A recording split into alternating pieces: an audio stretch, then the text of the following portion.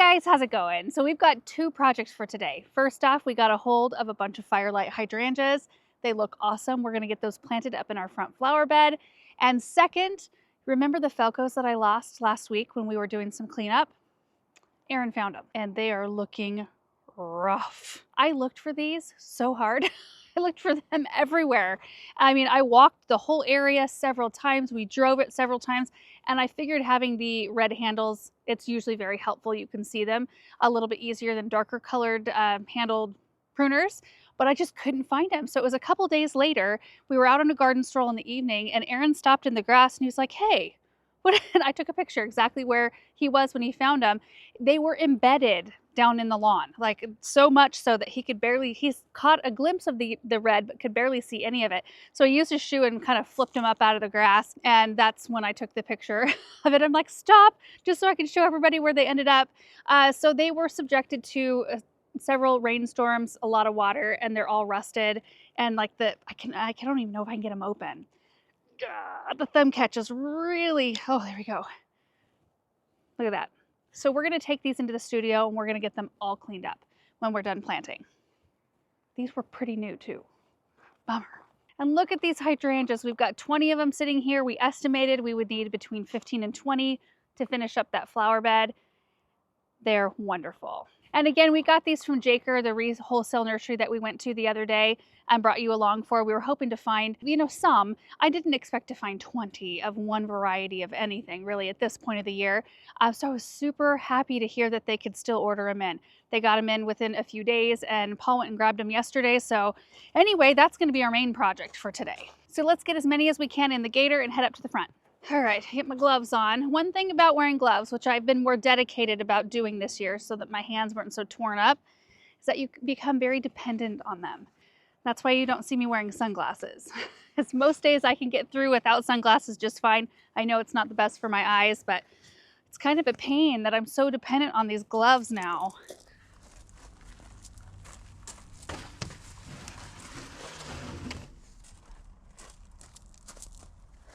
I think as you get older, you start caring a little bit more when you start to see signs of aging.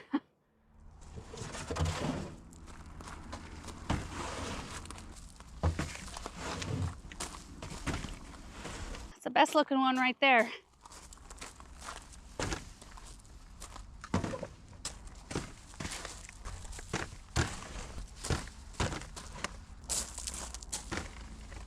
Got them all to fit. Yes.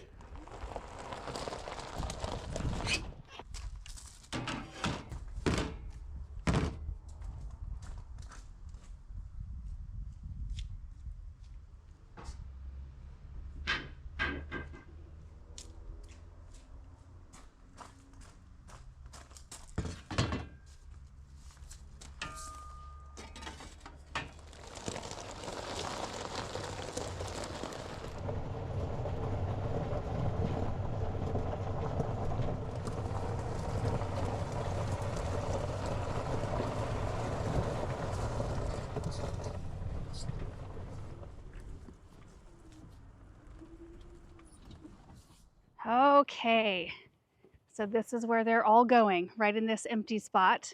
So we'll have a pretty spectacular display of hydrangeas up here. So hopefully 20 of them should be plenty for this space. What do they get, like 6 to 8 feet tall and wide, right? Zone 3 through 8, this is a guess. I've talked about their stats so many times this year. Sometimes I just can't lock it in though. They're a panicle type hydrangea, which makes them the type that bloom on new wood, which is great if you've got like heavy snow loads, which can potentially break branches. If you've got deer grazing, that kind of thing, they will produce blooms on the current year's growth instead of setting buds on past year's growth, which can be harder to get them to bloom. Yeah, 6 to 8 feet tall and wide, zone 3 through 9. So I was just a little bit off on that, but the blooms start off a very crisp but beautiful white, and then they age very quickly into this pink. It sounded really low. And I really like the deep color of their leaves. They've got a very deep green and it's got a little bit of a shine to it. See that? I love leaves with shine. So I'm just going to try to space these roughly the same distance apart from one another. All of these are spaced pretty precise. and they mirror the other side over there. So we're just going to try to maintain spacing distance and fill it in.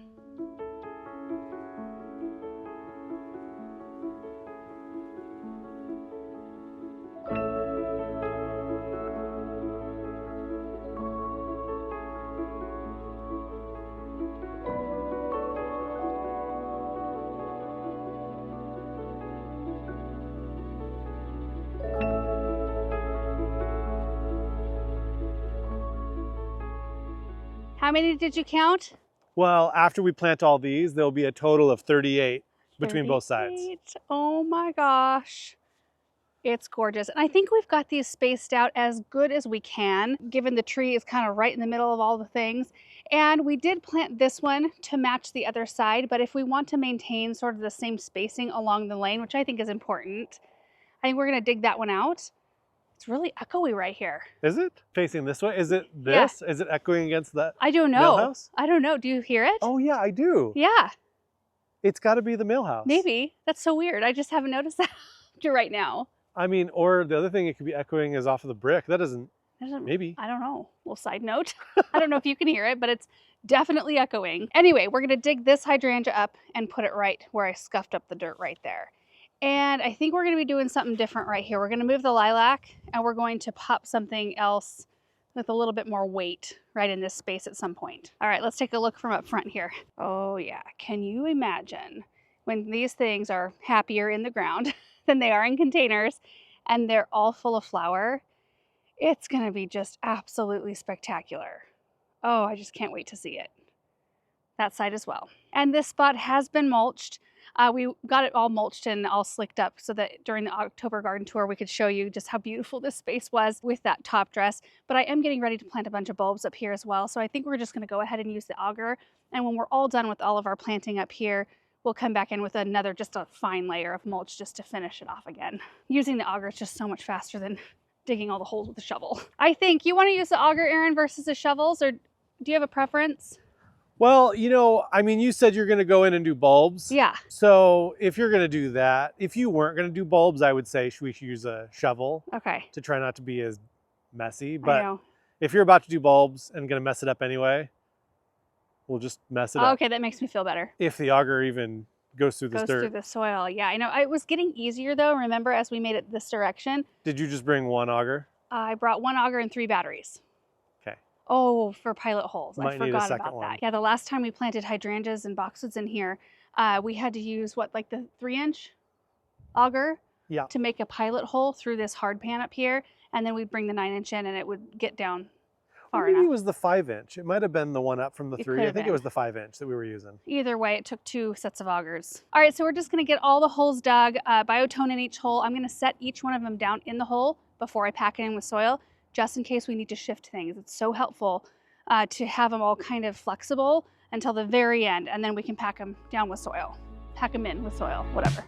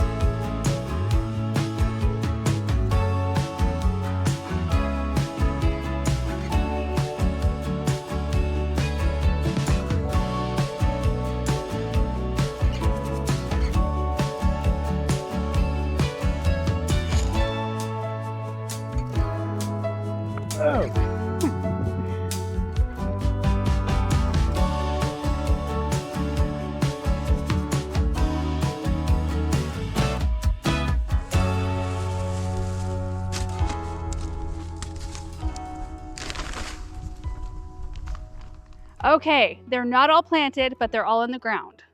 What do you think, Erin? I think it's gonna look great. Yeah, it really is. And I think the most important part is the front line. Those are all spaced properly. When we moved that one out and moved it back there, I think it's great there. But I do think that we're going to shift, or I'll shift this one over a little bit and this one over a little bit, just so that the gaps are a little bit more filled up. Even though it won't mirror now this side, I think we're in it to win it with the big mass here. Yeah. So to make them look like they're all fairly similar is more important at this point. I'll bet, you know, as they start to grow, you won't even notice. Probably not. Where they're planted. You can see it now that they're small, but you know, these kinds of shrubs, they grow oftentimes in weird directions anyway. Right. So I think if you're planting them in mass. So you don't think I need to shift I mean, those? that's up to you if it's going to bother you. I think it might. I think it might bother me to look down this way and see such a huge gap when the rest of the gaps are fairly small. I don't know. I think it's they're not rooted in right now. Not very much anyway. Yeah. So I think it'll cause the least amount of pressure on the plant if I just do it now. Sure. And I'll be happy with that. So I'm going to go ahead and quick shift those over a little bit, and then I'll stand back again, we'll take a look, and then we'll pack them in. Thank you for your help with the digging. You're welcome. We did end up having to go get the 5-inch auger to do some pilot holes, but only on like less than half of them probably. Yeah, it seems like the ones closer to the driveway, for whatever reason, the ground is just super packed, and the farther you get out this way, it's fine. Yeah. It's just like normal. It's easy. So I don't know why this is so compact. I don't either. We have 2 left over. We used 18 of the 20 we got, which it's nice to have the 2 kind of in the wings, just in case we need to replace 1 or 2 in the spring. Okay, so I'm going to shift these 2, and then we'll plant them all. When I'm all done and they're all watered in, we'll stand back again and take a look. They'll look pretty much the same as it does right now.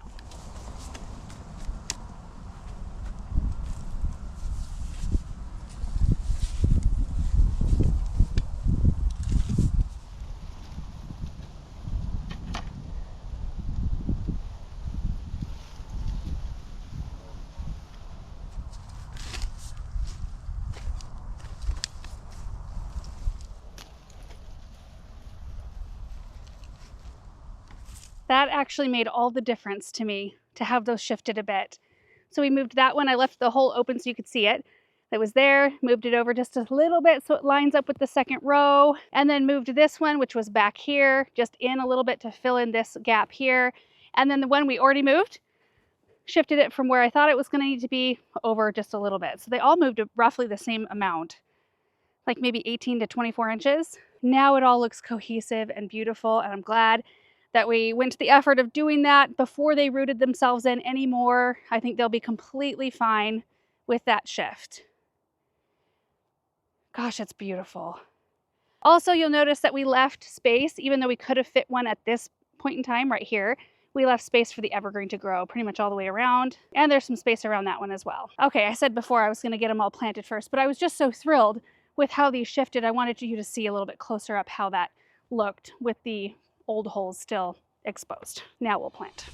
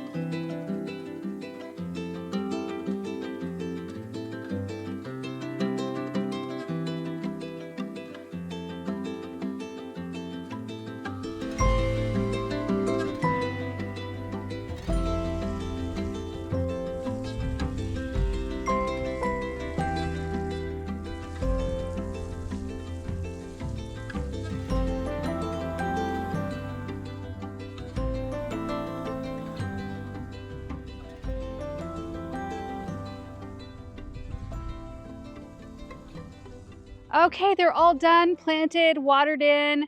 They look so good. And you know, the thing that was making me real happy as I was kind of walking around is that I realized that we did a pretty good job of lining these up, as good as I think we could have.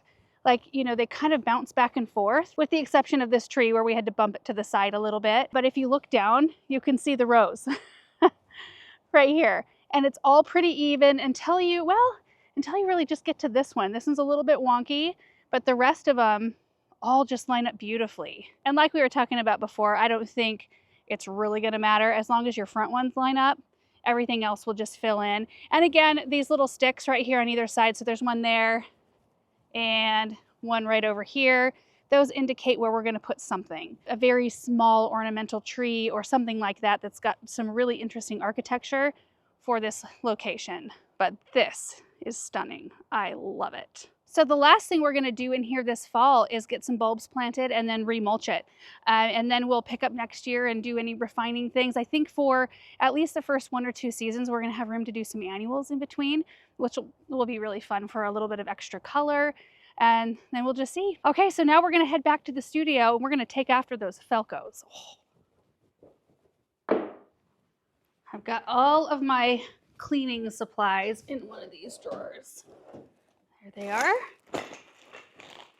I'll do my best to get as close as I can while I'm doing this, just to show you the whole process, but I'll show you all the stuff I'm gonna be using first. So I keep just this old towel in here. It's just kind of a dedicated Felco cleaning towel.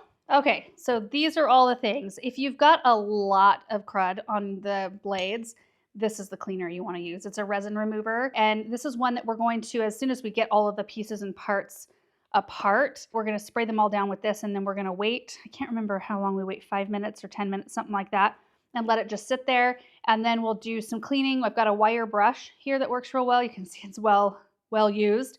I also have some steel wool, which works really nicely as well. And then I will go in with some of this 980 spray too. This is a cleaner, and it also lubricates all the parts. And then we've got a grease, which we'll put on in the very, very end.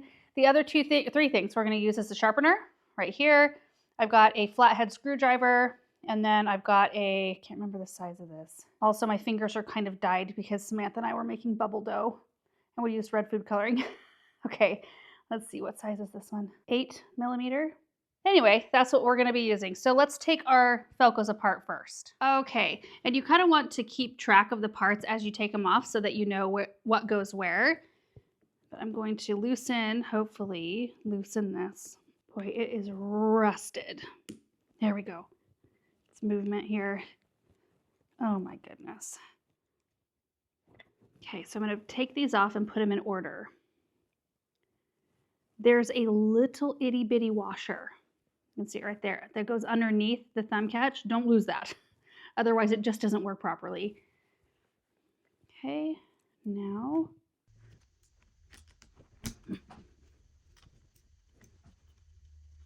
Okay, so we've got another screw in this like little bear claw piece. And then, I don't know what all the proper names are. I did it one time. There's this little round thing. And we've got the catch plate right there. We'll take the spring out. Get all that junk. We can take the blades apart. Oh my mercy. Look at that. Okay, then we're gonna go in with our resin remover here, and I'm gonna spray everything. I might need to go get myself another bottle of this. I'm almost out.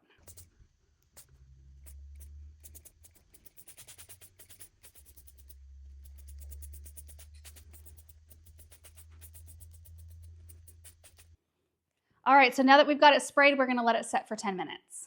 Okay, so these have been soaking for 10 minutes. So what we're gonna do is take our wire brush and our steel wool, and we're just gonna start in on each one of these pieces, trying to make them clean. So far, so good. Grab a paper towel quick. A little bit of the 980 spray.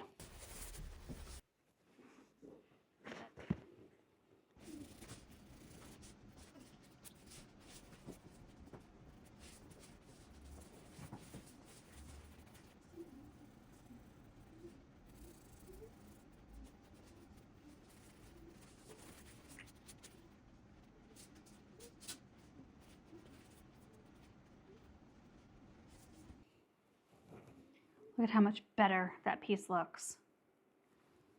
All right, let's get after the blade.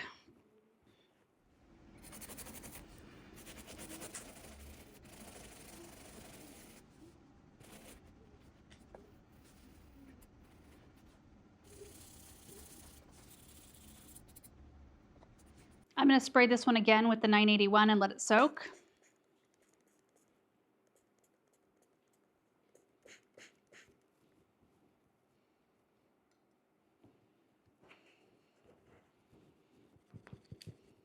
Oh, whoops, forgot to take that bolt out.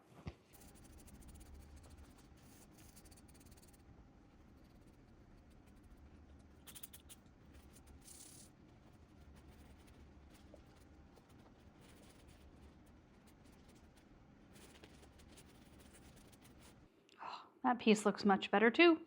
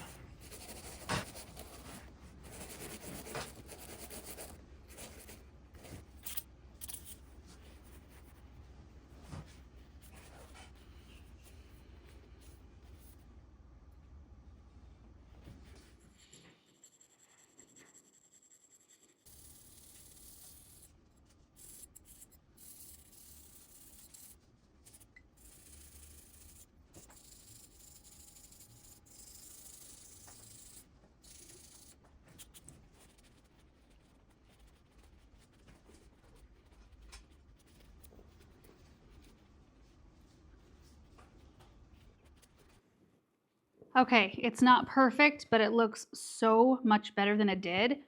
It's really important if you're using this resin remover cleaner to make sure you've cleaned it off of every single part. It's not something you want to let set on there forever, as opposed to this one's kind of like more of your everyday sort of cleaner. Okay, I'm gonna refold the towel so we've got a little bit of a cleaner surface, and then we will work on putting this all back together. Actually, you know what? We're just gonna scoot it down. That works.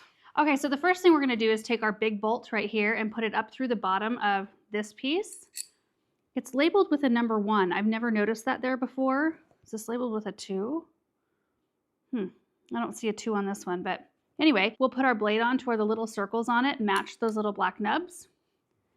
And then we are going to, before we put this piece on top, I'm going to put a little bit of our grease in here. You don't need very much at all. It just kind of goes in this little well right here. And then we'll lay that on top like so. All right, so now we're going to put on the rest of our pieces. We'll put the catch plate on first. We want to line up this hole with the hole on the handle, just like that. Then we are going to put this little wheel back on, and don't tighten it all the way. There we go. There was still some moisture in the middle of that. Hold on, I'm going to wipe that down. Okay, here we go. Now before we put on our bear claw and the screw on the other side, we're going to make sure that the blades are following how they should, and we can tighten or loosen right here. What we want to do is if we put our handle up and let it fall, that's right about where we want the connection to be made. It's about perfect right there. So then we'll put our bear claw on and our screw. Yeah, beautiful. Okay, now we're going to put our little washer back on and our thumb catch.